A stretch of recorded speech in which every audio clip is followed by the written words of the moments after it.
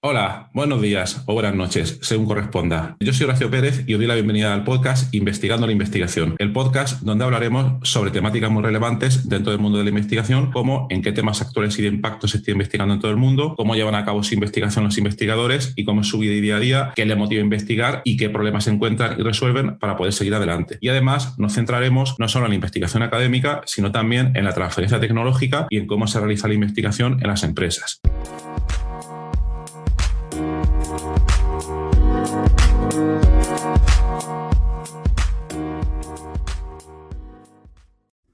Hola, hoy es martes 15 de febrero de 2022 y hoy empieza el primer episodio del ya anunciado la semana pasada audiocurso de escritura de papers. Entonces vamos directamente al grano porque ya os expliqué ahí la dinámica y cómo lo íbamos a llevar adelante. Vamos a por ello. Primer episodio. El título del primer episodio sería Entender cómo funciona el sistema académico. Bien, ¿por qué hacemos este episodio? Porque aun tratando de hacer un audiocurso que va a intentar ser de la manera más general posible, es necesario que tú, oyente, que estás escuchando ahora mismo este episodio, este audiocurso, te hagas algunas preguntas y trabajes un poco para procurar entender la casuística de tu área de investigación, de tu área de trabajo. Entonces, antes de irnos a los episodios directos de cómo se prepara las técnicas de preparación de un paper, etcétera, es conveniente hacer un trabajo previo que algunos de vosotros que estéis con la tesis es probable que ya lo hayáis hecho, otros no, a otros os ayudarán. Pero como os dije en el capítulo introductorio, vamos a contar cosas que aunque sean, algunos digan de cajón, es muy importante tenerlas en cuenta. Entonces, el episodio de hoy se titula Entender cómo funciona el sistema. Y con sistema me refiero al sistema académico, digamos, que es el que impera en tu área de investigación, en tu línea de investigación. Es decir, no es lo mismo alguien que está investigando y quiere publicar en informática que alguien que quiere publicar en arquitectura, que quiere hacerlo en ciencias sociales, que quiere hacerlo en economía. Ese terreno individual, esa área, pues va a tener su casuística. Entonces, vamos a explicar por qué es importante este punto. Pero antes de ello, antes de explicar, de meternos en cosas específicas, que eso, como he dicho, lo tenéis que trabajar vosotros, vamos a tratar de explicar cómo funciona el sistema académico. Entonces, el primer punto sería por qué es importante publicar. Es necesario, yo creo, dejarlo bien claro. He destilado 4 puntos. Hay probablemente algunos más, pero yo creo que estos 4 son los más importantes. Bien, ¿por qué es importante publicar? Número 1, por requerimiento. Como os he dicho, este audiocurso está dirigido principalmente a doctorandos. Y si sois doctorandos, entonces algún día queréis defender vuestra tesis doctoral, independientemente del área en el que os encontréis, del país en el que estéis, es casi seguro que vais a tener que tener publicado al menos un artículo científico o un artículo de congreso. Me da igual, pero tenéis ahí unos requerimientos mínimos que cumplir y que tenéis que estudiar y saber, y que vendrá en la guía de doctorado de vuestra universidad. Entonces, una de las razones de publicar, que es la que menos gusta, es por requerimiento, por mandato, por imposición. Es una regla que, digamos, que hay que seguir. Segunda regla, o segunda razón, perdón, sería por realizar difusión y divulgación de esa investigación. ¿Qué quiere decir esto? Pues esto lo que quiere decir es que el objetivo de un investigador, y esto ya es una opinión también un poco personal, no debería ser solo publicar esos artículos, sino que los resultados lleguen a la mayor cantidad de gente posible. Tú publicas tu artículo y podría suceder que estén en una revista de pago, a la que no puede acceder casi nadie, o que incluso estando en una revista de Open Access todo el mundo puede acceder a ella, pero que sea un contenido complejo, como suele pasar en muchas líneas de investigación, y que sea difícil que alguien que no es del área pueda entender qué resultados se han obtenido ahí. Entonces, publicar es importante, tener en cuenta que si podemos, nos va a beneficiar siempre divulgar, hacer una difusión de esa investigación, y a veces esa publicación implica no solo el journal, sino también utilizar otros medios para llegar a la gente. Esos medios pueden ser las redes sociales, otros canales de comunicación, la newsletter o simplemente correos electrónicos, el boca a boca, el dar charlas. Hay muchas maneras, pero publicar es importante, pero tenemos que saber que no únicamente vamos a tener que ceñirnos a las consabidas revistas o journals. Tercera razón por la que es importante publicar es para conseguir un impacto. ¿Qué quiere decir un impacto? Bueno, ya hemos hablado del requerimiento, ya hemos hablado de difusión, divulgación, para que llegue a la gente que está fuera del área, se entiende. Pero que es más importante todavía que esa investigación genere unos resultados tangibles que se puedan traducir a algo sólido. Esto obviamente no es siempre posible, porque hay algunas áreas de investigación que se prestan menos a conseguir pues este tipo de impacto. Pero por otra parte, ese impacto se puede medir pues de muchas maneras diferentes. Está el impacto científico técnico, que quizás se podría traducir con diversas métricas, como pueda ser pues alcanzar un gran número de citas de esas publicaciones, lo cual quiere decir que a otros investigadores de tu área les ha llegado esa investigación porque probablemente la hayas hecho muy bien, y eso se podría traducir en que a su vez tu trabajo ha influido en sus líneas de investigación. Como comento, una manera típica, pero muy importante, no la única, sería mirar pues ese número de citas que se consigue de una publicación. El problema es que a veces las citas es algo que se mide en muy largo plazo. Un trabajo puede tener un gran impacto, pero esas citas no se ven hasta meses o a veces incluso años.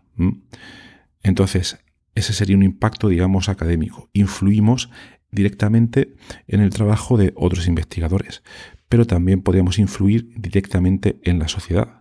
Por ejemplo, imaginaos el campo del descubrimiento de fármacos, que es en el que yo me muevo.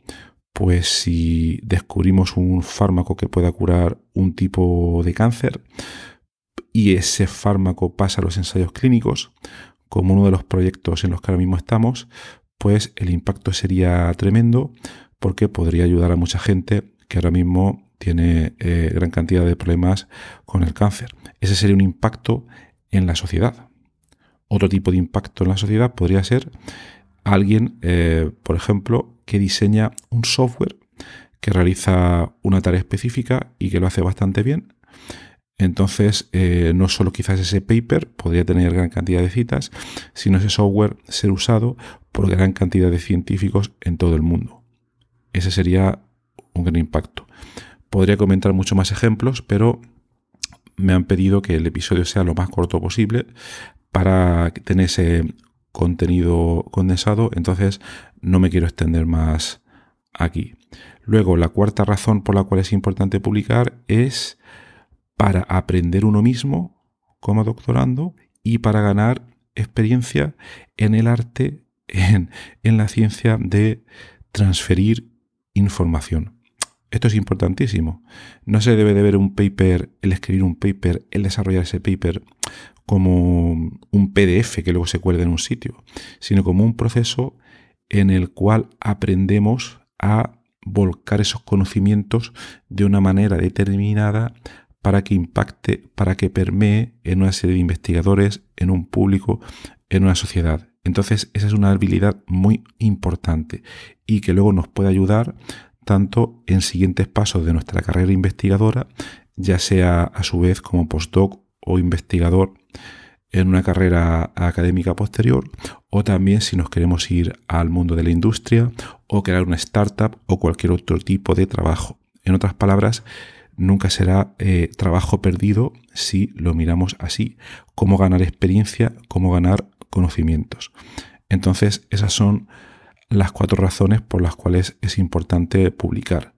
Y entendiéndolas, ya vamos comprendiendo mejor cómo funciona el sistema académico, el cual es el objetivo de este episodio. Luego, otro punto sería, para poder entender bien cómo funciona el sistema, debemos obviamente entender la comunidad científica que tenemos dentro de nuestra área. Y aquí no es solo lo que nos digan. Por ejemplo, nos pueda decir nuestro director de tesis, que obviamente se deberá de preocupar por transmitiros toda la información sobre el área, pero también vosotros os debéis de acostumbrar a tomar un papel activo y a moveros, porque cuanto más os mováis y adquiréis esa capacidad de buscar información, luego esa es una faceta muy importante que os va a venir bien en el futuro. Entonces, entender la comunidad científica dentro de tu área. Punto número 1. Y quedad con los números. El punto número 1, es importante que en vuestra área específica sepáis cuáles son los principales retos de vuestra área de investigación. Todos los puntos que voy a comentar aquí, si no los sabéis, piensa lo que te estoy comentando. Si no sabes en tu área cuáles son esos puntos, estarás un poco perdido y te costará un montón escribir cualquier tipo de artículo. Mientras que si sabes estos puntos, no es que te vaya a salir solo, pero te resultará todo muchísimo más fácil, ¿vale? Entonces, el primer punto, como decía, es que debes saber y tener bien claro cuáles son los principales retos en tu área de investigación. Eso lo debes saber. Por ejemplo, voy a poner ejemplos que no sean el mío. En el área de inteligencia artificial, uno de los principales retos es que se consiga generar una inteligencia artificial que sea capaz de abstraer reglas por sí misma, sin ser enseñada por un humano. En vuestro campo, pues vosotros lo tenéis que saber. Si no lo sabéis, ¿qué es lo que tenéis que hacer? Pues eso lo comentaremos en otros episodios, pero hay una manera muy fácil y es estar al tanto de la literatura científica, estar al tanto de los papers. Sí, pero es que yo estoy todos los días trabajando y no me da tiempo. No es excusa. Tenéis que encontrar cada día, o con cierta frecuencia si no, un tiempo, 15 minutos, 30 minutos, para estar al tanto de lo que sucede en vuestro campo. Y hoy en día eso es relativamente fácil gracias a, por ejemplo, las redes sociales. Hay algunas muy buenas, LinkedIn, Twitter, ResearchGate, son las 3 que principalmente recomendaría. Ahí podéis seguir a gente que es de vuestro campo y entonces de manera muy fácil os van llegando actualizaciones pues, de los principales acontecimientos y resultados que se van obteniendo en vuestros campos. Entonces, punto número 1, ¿cuáles son actualmente los principales retos en vuestra área de investigación? Segundo punto. Este es un punto futbolístico. Yo no sigo el fútbol, pero creo que vais a entender el símil enseguida. Es que tenéis que saber dentro de vuestra área cuáles son los grupos e investigadores, digamos, top o de referencia. Es como si en el fútbol, bueno, sabéis cuáles son los mejores equipos de cada país, los mejores jugadores. Porque si son los mejores debe ser por algo, ¿eh? A lo mejor estoy metiendo la pata con este ejemplo del fútbol, pero creo que el ejemplo pues se ve en investigación. Los investigadores top, los grupos top, habrán, claro, algunos que quizás sean top porque tienen un presupuesto enorme para poder hacer por lo que quieran, pero otros investigadores top es porque se lo han ganado a pulso y están desarrollando investigaciones que están en el borde o más allá del estado del arte. Entonces conviene saber dónde están porque eso además al mismo tiempo os va a dar una idea de cuáles son los principales retos. Y además es que cuando escribáis vuestras publicaciones, y ya llegaremos a eso más tarde, pero en secciones como en el estado del arte tenéis que describir, si os fijáis, cuáles son esos grupos, cuáles son esos papers más relevantes. Entonces, otra vez, punto 2. ¿Quiénes son los grupos investigadores top? Pues esto, la solución para poder conseguirlo es igual que hemos comentado en el punto 1. Estar al tanto de la literatura, redes sociales a día de hoy también es una solución, pero estar al tanto de manera activa. Punto número 3. ¿Cuáles son los foros de publicación más relevantes de tu área? Es decir, cuáles son las revistas, cuáles son los congresos principalmente, para saber ya dónde vas a enviar esos artículos para publicación. Tienes que conocer los journals más importantes, los congresos más importantes. Hay algunas áreas en las que los congresos no son demasiado relevantes y donde la gente únicamente publica en journals, pues eso va a depender mucho de tu área, pero tienes que conocer cuáles son los journals pues, más relevantes. ¿Por qué?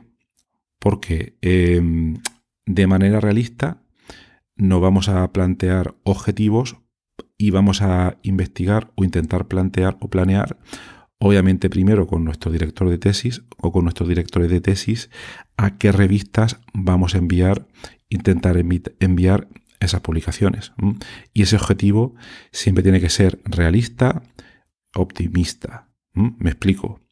Vale, yo me levanto una mañana y digo, quiero publicar en Science o en Nature, que son dos de las revistas científicas más importantes o con mayores índices de impacto del mundo. Vale, pues eso lo tienes que hablar con tu director de tesis y él te tiene que decir de manera realista si es posible o no.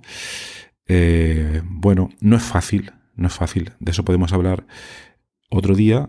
No os quiero desanimar, pero tenéis que tener un grupo de investigación que esté en la frontera del conocimiento, que tenga un presupuesto suficiente para desarrollar estas ideas, etcétera, etcétera. Y también os quiero decir que no os desmoralicéis porque hay muchos otros grupos que han trabajado bien y con presupuesto modesto y que han llegado a publicar en esas revistas porque han hecho unos descubrimientos impresionantes con muy poco presupuesto.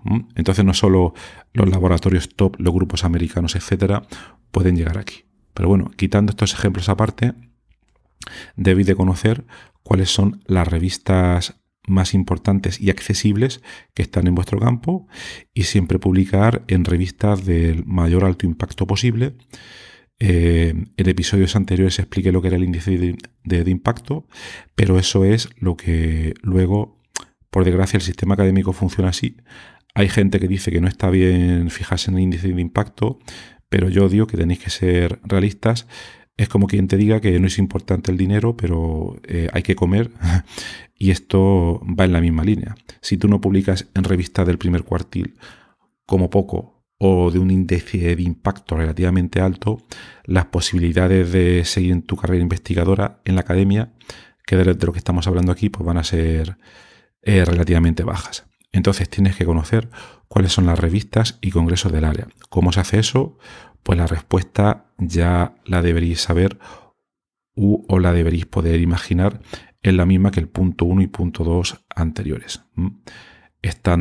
Leyendo la literatura con cierta frecuencia, de manera activa y siguiendo pues en redes sociales. Luego, los dos siguientes puntos para entender cómo funciona el sistema académico. Uno de ellos sería entender cómo funciona un journal, cómo funciona una revista para publicar. Entonces aquí vamos a comentar dos puntos. Punto número 4. Hay que entender a grandes rasgos cómo funciona el proceso de revisión. Es decir, desde que tú envías esa publicación hasta que es aceptada. Hay que entenderlo un poco porque eso incrementará nuestras posibilidades de éxito. Entonces hoy aquí vamos a dar unas pequeñas pinceladas y otro día pues lo ampliaremos. Pero normalmente cuando tú envías un paper, Lo primero, vamos a suponer que ya tienes el paper escrito, ya has decidido esa revista a la cual lo vas a enviar.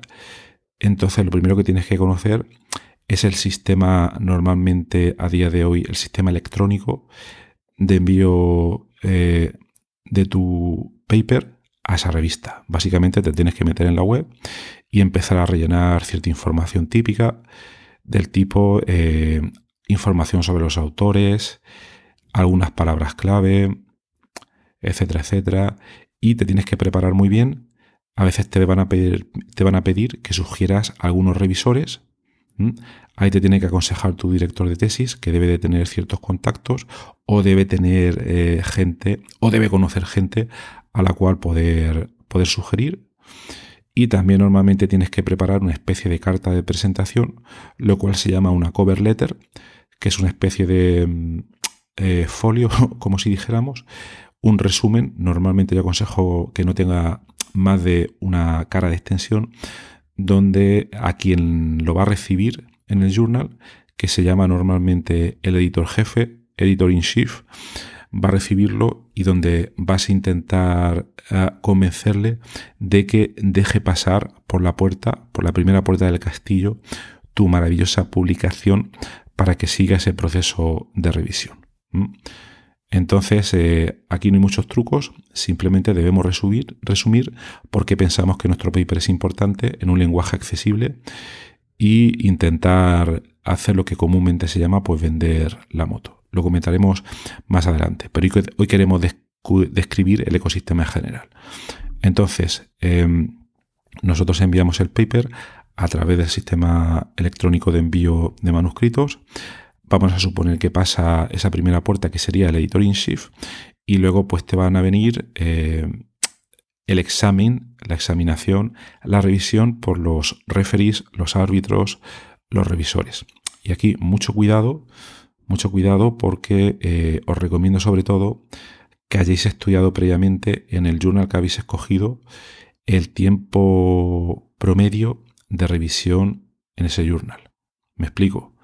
Hay algunos journals, no me explico por qué, lo he comentado varias veces en otros episodios del podcast, que te pueden tardar perfectamente un año en revisarte el paper. No voy a entrar a comentar aquí las desventajas de todo esto porque es algo que a mí pues me sangra realmente, pero esto existe. Entonces, mucho ojo porque simplemente mirando a publicaciones previas, artículos ya publicados en la revista, os podéis fijar en que a veces ponen informaciones sobre cuándo se envió ese paper, cuándo se volvió a enviar de forma revisada y cuándo fue aceptado. Y así os podéis hacer una pequeña idea pues, de ese tiempo. Entonces, al cabo de ese tiempo en promedio, vamos a suponer lo normal debería ser un mes o 2 meses como mucho, vais a recibir, pues depende de la revista, 2 o 3 informes en promedio de esos diferentes revisores, donde os van a decir cosas desde que les ha gustado mucho y lo aceptan. Esto no es lo común, esto es normalmente la excepción. O el caso extremo sería que lo rechazan, no les ha gustado nada, te dan las razones que sean. A veces pueden ser constructivas y que te indiquen realmente por qué no han querido aceptarlo. Y a veces pueden ser constructivas y nos pueden ayudar a trabajar aquellos aspectos débiles de nuestra investigación que luego a posteriori deben ser pues mejorados. Entonces eso puede ser positivo. Y otras veces los puntos medios serían que nos piden revisar ciertas cosas con posibilidad de luego ser aceptado. Y esas revisiones pueden ser lo que normalmente se llama una revisión menor. Nos piden cambiar pocas cosas, o una revisión mayor, que ahí sí que podría haber bastante trabajo y que ahí tenemos que pensar si, dependiendo de lo que nos piden, pues queremos realizar esa revisión o no, porque a veces pueden ser cosas un poco complejas. Pero bueno, vamos a suponer que enviamos el paper revisado y que no lo aceptan. Entonces ya hacemos la fiesta, invitamos a los amigos, lo que sea, pero por favor, muy importante, celebradlo. Tomaos un premio, un autopremio, lo que sea, pero celebradlo. Que la carrera académica, como muchas otras, es dura, y si no celebramos estas pequeñas cosas o grandes cosas, según se miren, pues se hace todo bastante complicado. Entonces, bueno, no me meto más en detalle, pero este sería cómo funciona el proceso editorial, que es el punto número 4. Y también hemos comentado el punto 5, que es cómo está estructurado el journal y quiénes lo forman, que sería lo que hemos comentado antes, el editor en jefe y, bueno, pues los diferentes revisores. Entonces, bueno, ya termino aquí este primer episodio que se titula Entender cómo funciona el sistema académico, y como os comenté, os pongo deberes. Oh, qué rollo los deberes y tal. Bueno, siempre viene bien hacer ejercicios y de verdad que os aconsejo, no tenéis que escribirlo, o si queréis sí, pero darle una pensada porque es importante, y si hacéis un pequeño esfuerzo os puede venir muy bien para las siguientes fases de preparar un artículo. Entonces, un ejercicio que os sugeriría sería vete atrás a los puntos 1, 2 y 3 que hemos planteado y que voy a resumir muy brevemente, y piénsalos o respóndelos. El punto número 1 era: ¿cuáles son los principales retos en tu área? El punto 2, ¿quiénes son los grupos más relevantes e importantes e investigadores en tu área? Y el punto 3, ¿cuáles son las revistas y congresos clave de tu área? Entonces, piénsalo, date cuenta si los conoces o no, y si no los conoces, ¿qué es lo que harías para informarte debidamente? Luego, el segundo ejercicio sería respecto a los puntos 4 y 5. El punto 4 es cómo funciona el proceso de revisión, y el punto 5, cómo está estructurado el proceso en un journal. La pregunta para ti, muy importante, sería: ¿qué puedes hacer para incrementar las posibilidades de éxito desde que envías ese paper hasta que es aceptado? Teniendo en cuenta el cómo funciona el proceso de revisión y cómo está estructurado un journal. Bueno, pues termino aquí. Espero que no te haya dado mucho dolor de cabeza, pero esta es la realidad del sistema académico. Pueden haber muchísimas más cosas, pero yo creo que te he comentado las más comunes, las más relevantes, las que aparecen en, yo creo que casi todas las áreas de investigación. Y nada, te recomiendo que hagas los ejercicios y los pienses un poco, y ya sabéis, podéis dar vuestra opinión o podéis plantear dudas a través de nuestra comunidad en Discord, donde hay muchos más doctorandos como tú compartiendo estas inquietudes, o a través de correo electrónico, como queráis. Toda la información está en las notas del programa. Y si tenéis alguna duda, pues ya digo, la planteáis ahí, y el próximo episodio plantearemos la solución a estos dos ejercicios. Bueno, espero que os haya resultado interesante y que tengáis un buen día. Hasta luego.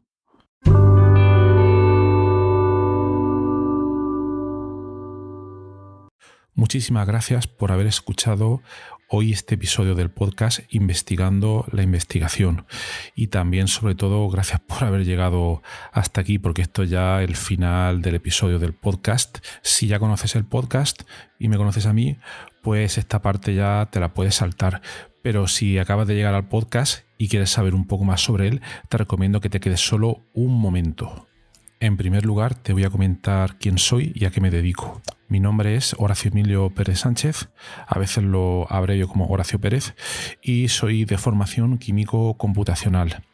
Actualmente estoy contratado en la Universidad Católica de Murcia, UCAM, donde me dedico a tareas de investigación. Soy actualmente el investigador principal del grupo de investigación en bioinformática estructural y computación de altas prestaciones, donde nos dedicamos a desarrollar métodos avanzados de descubrimiento de fármacos, a implementarlos en supercomputadores debido a la gran cantidad de cálculos que estos tienen que realizar, y además proporcionamos acceso a dichos métodos a través de servidores web o a través de otro tipo de herramientas bioinformáticas. Al mismo tiempo, aplicamos dichos métodos a problemas relevantes dentro del descubrimiento de nuevos fármacos, y los compuestos que descubrimos los patentamos y los licenciamos a diversas empresas. También soy docente en diversos grados en la UCAM, como puede ser el grado en farmacia, el grado en ingeniería informática y el grado en medicina. También trabajo por cuenta propia como autónomo, y ahí tengo 3 líneas principales de actuación. Una de ellas consiste en la asistencia o mentoría en temas de investigación académica e industrial, donde te ayudo a responder a las siguientes preguntas. 1. ¿Cómo conseguir que tus artículos científicos sean aceptados en revistas de alto impacto? 2. ¿Cómo conseguir que tus proyectos de investigación obtengan financiación en convocatorias competitivas nacionales e internacionales? 3. ¿Cómo gestionar eficientemente tus proyectos de investigación actuales para conseguir los objetivos propuestos? Y 4. ¿Cómo incrementar tu productividad como investigador y disminuir tu estrés? También ofrezco servicios de asistencia en bioinformática estructural respondiendo a las siguientes preguntas. 1. ¿Cómo descubrir compuestos bioactivos en diversos contextos, tanto farmacológicos, nutracéuticos o agrícolas, etc.? 2. ¿Cómo proponer y validar modelos moleculares para sistemas biológicos? 3. ¿Cómo acelerar drásticamente la ejecución de cálculos complejos y costosos? Y 4. ¿Cómo permitir que usuarios con conocimientos informáticos mínimos puedan acceder y sacar rendimiento fácilmente a herramientas científicas complejas? Y por último, también me dedico al desarrollo de diversas herramientas de software para temas de productividad, los cuales iré informando durante los diversos episodios de este podcast. En cuanto al podcast, como os podéis hacer quizás una idea si habéis llegado hasta aquí y habéis escuchado alguno de los episodios, mi intención e interés es divulgar la investigación que se hace en muy diferentes contextos, tanto a nivel académico como a nivel industrial, porque el tema de divulgación académica e industrial pienso que no se le da la suficiente importancia, y también el trabajo que realizan investigadores autónomos y diversos colectivos. Además, doy especial hincapié en el tema de la bioinformática estructural a la hora de divulgar también la investigación que realizamos en nuestro grupo. Por otra parte, también tratamos temas de productividad y todo tipo de herramientas que nos puedan ayudar a mejorar todos los procesos necesarios para poder realizar una investigación en condiciones y con un rendimiento adecuado. Si escucháis el primer episodio del podcast, que es en realidad el tráiler, ahí tenéis algunos detalles más, pero bueno, esa sería la idea principal. Por último, también quisiera mencionar que tenemos una comunidad de Discord organizada en torno al podcast. En la mayoría de las notas del programa de los episodios tienen los detalles para acceder a esta comunidad. Y es muy interesante porque ahora mismo tenemos unos 100 y pico de usuarios, de oyentes, que se conectan a la comunidad de Discord, y de ahí surgen diferentes conversaciones. Y por ejemplo, algunos episodios, como digo de memoria, el de ciencia de datos, el de la investigación en ciencia de datos, es uno de los que surgió ahí, pero también ha servido para que oyentes hayan realizado dentro de esta comunidad de Discord nuevos contactos a la hora de exponer intereses similares en temas tanto de investigación como de productividad y de diversos países de habla hispana. También me gustaría decirte que si te ha gustado el podcast, te agradecería muchísimo si lo pudieras sugerir a amigos, contactos que pienses les pueda llegar a interesar, o compartir a través de múltiples plataformas, ya sean las redes sociales, mensajería, WhatsApp, Telegram, Discord, etcétera, emails o cualquier otro medio. Asimismo, también ayuda mucho si en las diferentes plataformas donde se puede escuchar el podcast, como Spotify, Apple Podcasts, iVoox, etcétera, nos puede dar ahí 4 estrellas, 5 estrellas, etcétera, lo que tú veas necesario. Pues todo esto al final ayuda a que el podcast llegue a más gente. Y por último, si quieres ayudar a esta idea, si quieres ayudar al podcast económicamente, te agradecería te suscribieras a la versión premium del podcast. Tienes los detalles en los enlaces de las notas del programa, o puedes ir directamente a Anchor FM/Horacio-PS y ahí tienes todos los detalles. Y bueno, aquí se termina esta outro del podcast, un poco larga, pero me parecía necesaria para todos aquellos que lleguéis por primera vez. Y nada, de verdad, muchísimas gracias por escucharme y espero que os interesen los temas y que todo este contenido pueda ser beneficioso para todos los que lo escucháis. Muchas gracias y hasta otro episodio.